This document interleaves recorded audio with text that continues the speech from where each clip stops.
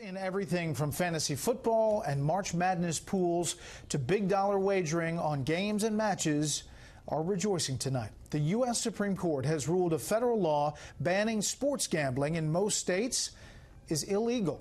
My colleague and anchor of Fox News at Night, Shannon Bream, is here to tell us what that means. Today's 6-3 opinion from the U.S. Supreme Court is set to upend the world of sports gambling in an historic way.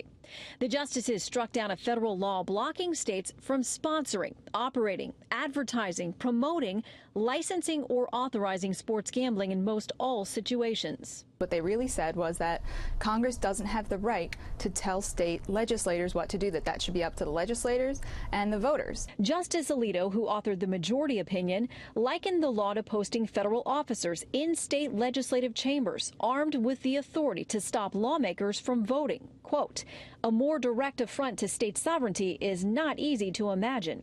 Justice Ginsburg, writing the dissent, argued the court could have used restraint in nullifying the federal law rather than, quote, deploy a wrecking ball, adding, when a statute reveals a constitutional flaw, the court ordinarily engages in a salvage rather than a demolition operation. How today's decision plays out will differ across the country. States like New Jersey, Delaware, West Virginia, and Mississippi are expected to move quickly with a legislative framework already in place at the state level.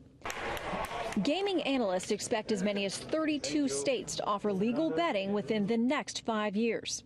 There is a federal law in place that appears to ban gambling across state lines, meaning states that do move forward with legalized gambling will have to tackle the issue of policing their own cyber borders.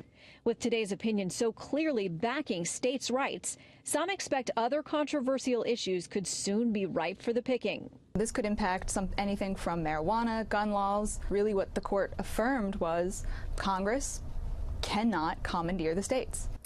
Well, we are still awaiting decisions in several high-profile cases, including disputes over religious liberty, forced union fees, gerrymandering, and, of course, Travel Ban 3.0. They're all due between now and the end of June. Brett. All right, Shannon, thank you.